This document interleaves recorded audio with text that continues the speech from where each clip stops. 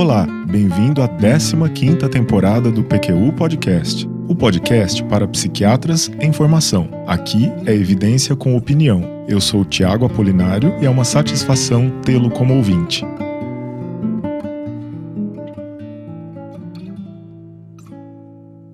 Olá, sejam muito bem-vindos ao PQU Podcast. Neste episódio, abordaremos um tema que tem ganhado destaque na medicina e que já está impactando a prática psiquiátrica, os análogos do GLP-1. GLP é a abreviação do termo em inglês Glucagon-like Peptide 1, ou peptídeo 1 semelhante ao glucagon, hormônio produzido pelas células L do intestino em resposta à ingestão de alimentos, que desempenha importante papel na regulação da glicemia e na da saciedade. Muito bem, a história por trás desses medicamentos é bastante interessante, tendo início com descobertas biológicas inusitadas que contribuíram para o avanço da farmacoterapia para condições como diabetes e a obesidade. A trajetória dos análogos do GLP-1 começa na década de 1990, quando pesquisadores ligados à indústria farmacêutica fizeram uma descoberta surpreendente na saliva do Eloderma suspectum, o monstro de Gila, lagarto peçonhento nativo do sudoeste dos Estados Unidos. Nela foi isolada a hexendina 4, peptídeo que apresenta notável semelhança com o GLP-1. Relembrando, o GLP-1 desempenha papel fundamental na homeostase da glicose, atuando na liberação de insulina de maneira glicose-dependente e inibindo a secreção de glucagon. Além disso, sabe-se que ele influencia a saciedade e o esvaziamento gástrico.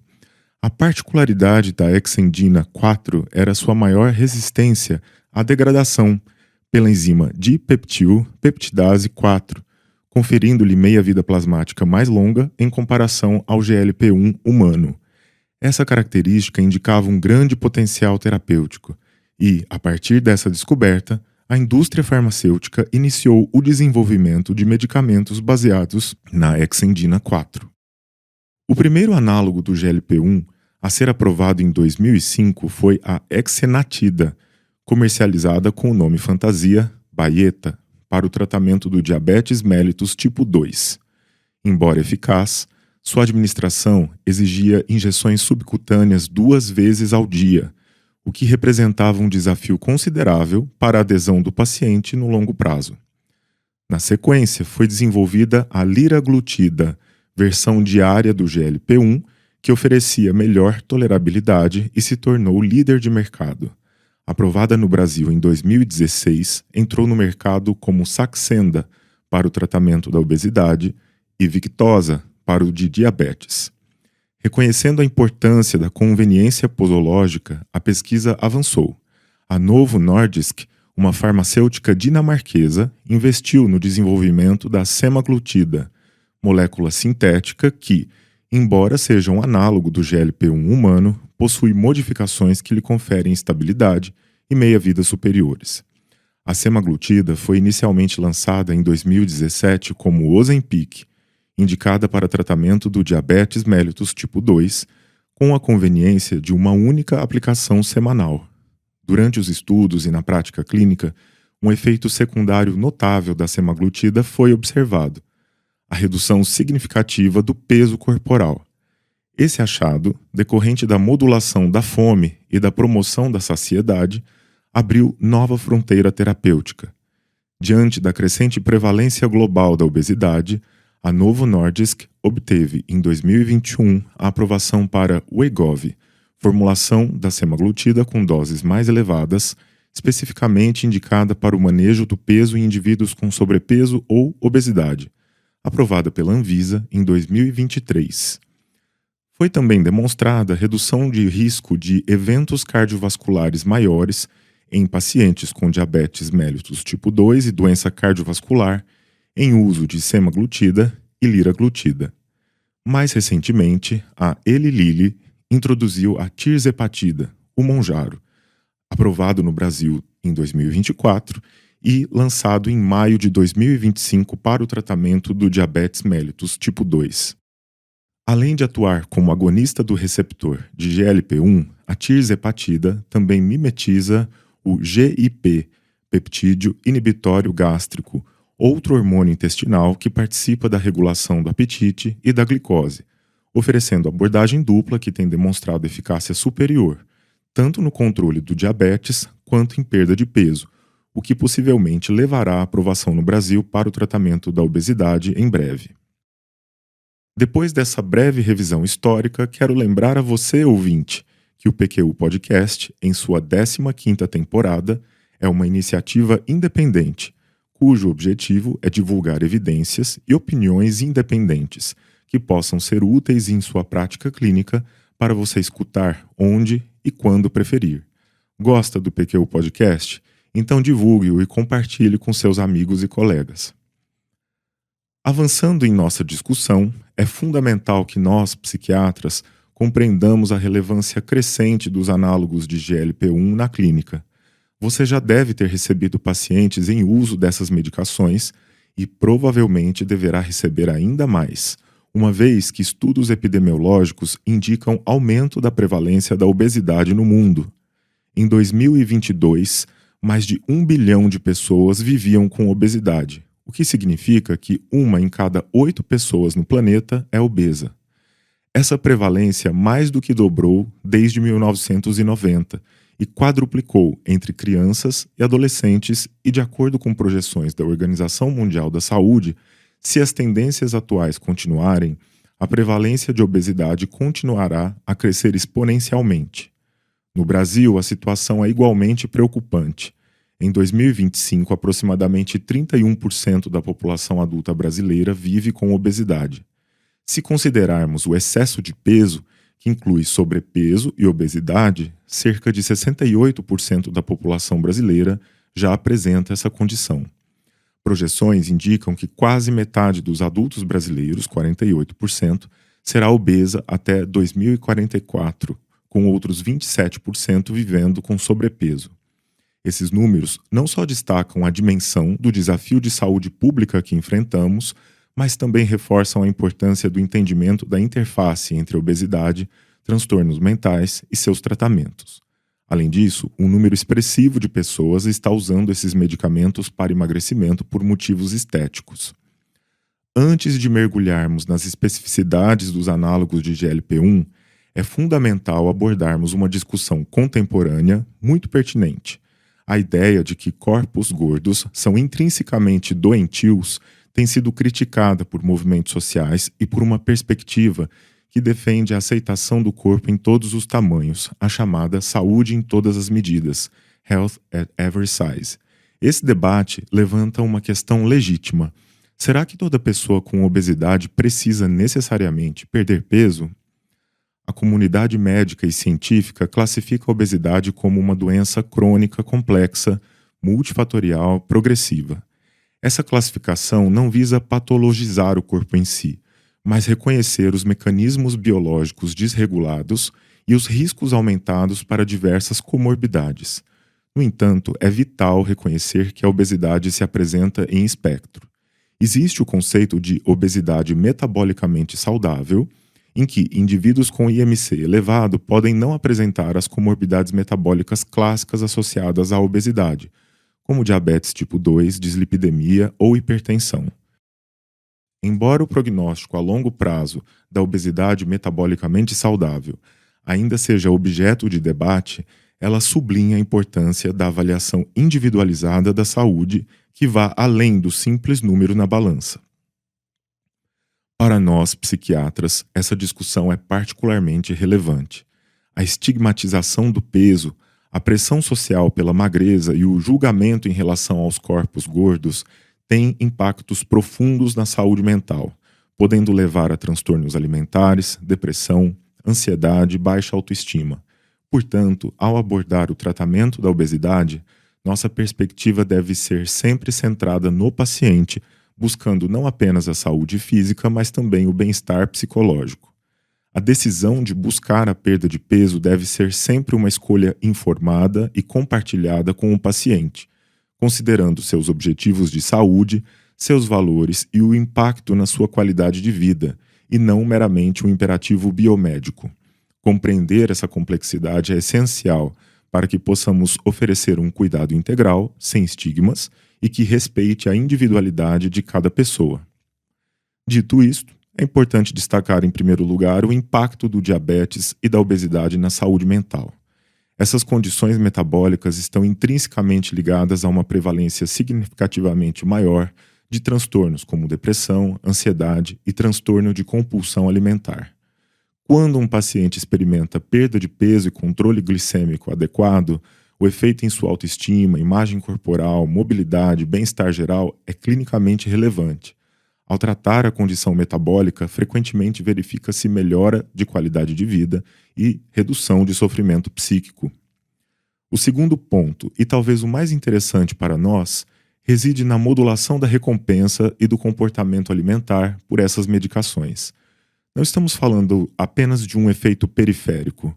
Os análogos de GLP-1 atuam também no sistema nervoso central, onde existem receptores GLP-1 em áreas importantes para o controle do apetite e saciedade.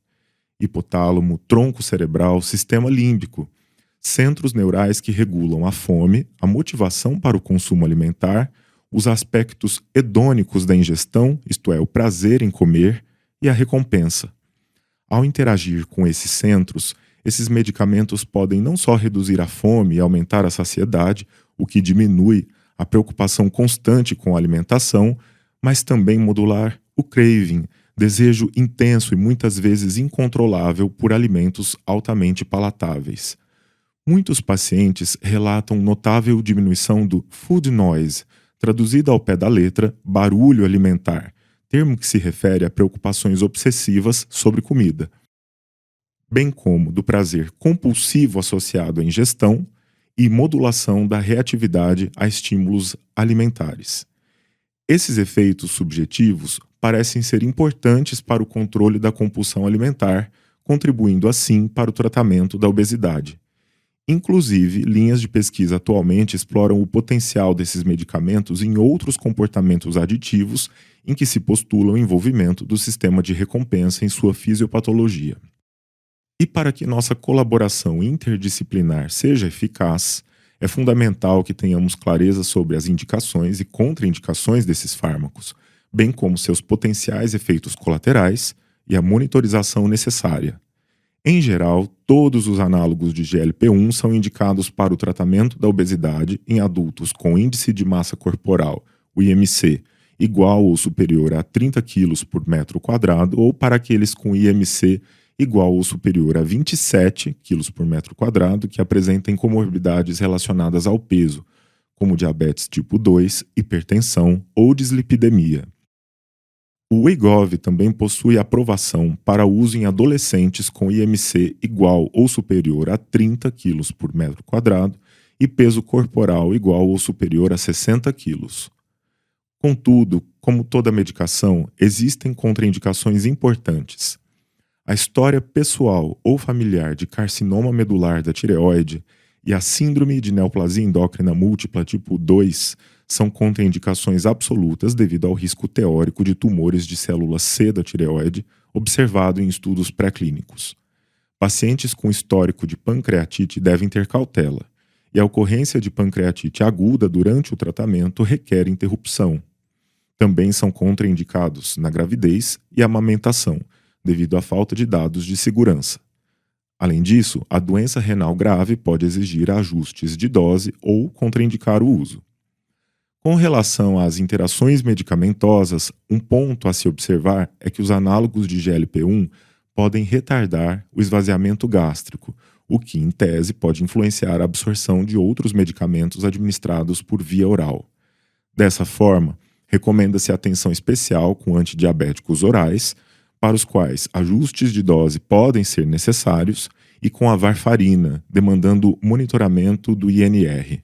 E com relação aos nossos psicofármacos, embora a influência em sua absorção seja pequena, com pouca relevância clínica, esse é um ponto a ser considerado em pacientes com polifarmacoterapia ou quadros complexos.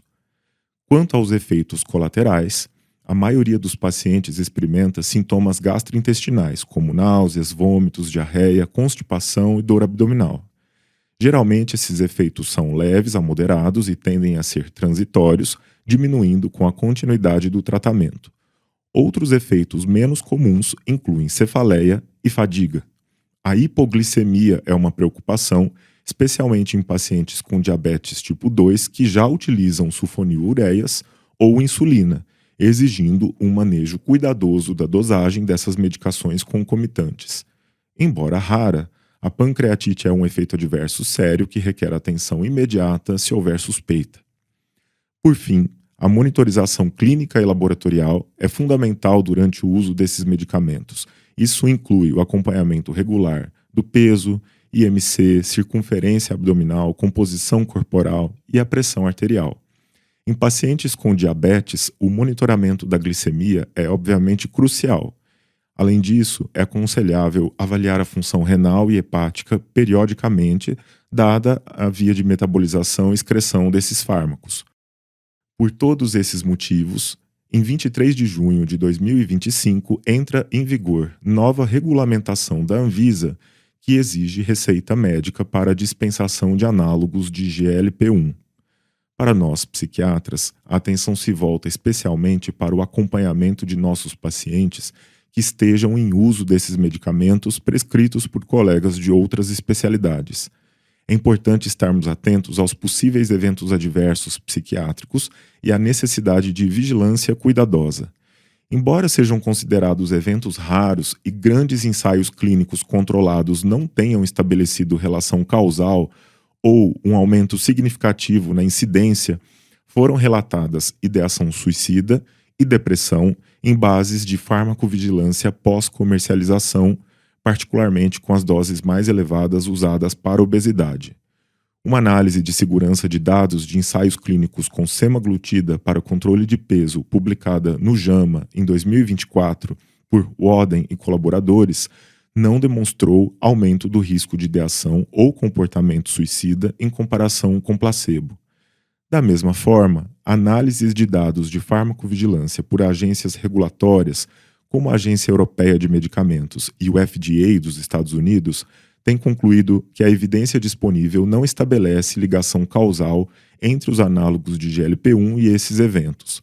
É importante ressaltar que a incidência de tais eventos nos ensaios clínicos é extremamente baixa, inferior a 0,1% ou em torno de 0,04 por 100 pessoas ano para eventos relacionados a suicídio, autoagressão em alguns estudos, sem diferença estatisticamente significativa em relação ao placebo. Embora não seja necessário que todos os pacientes sejam submetidos a uma triagem psiquiátrica formal pré-uso, é fundamental que nós, ao acompanharmos pacientes em tratamento com análogos de GLP-1, investiguemos ativamente se há histórico de transtornos psiquiátricos graves, como depressão grave com ideação suicida prévia, transtorno bipolar ou tentativas de suicídio associadas a outros diagnósticos. Para esses pacientes com risco aumentado, ou caso surjam sintomas psiquiátricos clinicamente relevantes ao longo do tratamento, o monitoramento do humor e do comportamento deve ser mais rigoroso, idealmente com a colaboração estreita com o médico prescritor. A decisão de manter ou ajustar o tratamento para pacientes com comorbidades psiquiátricas pré-existentes deve ser sempre uma ponderação cuidadosa do risco-benefício, feita em conjunto com o paciente e, se possível, com toda a equipe de saúde.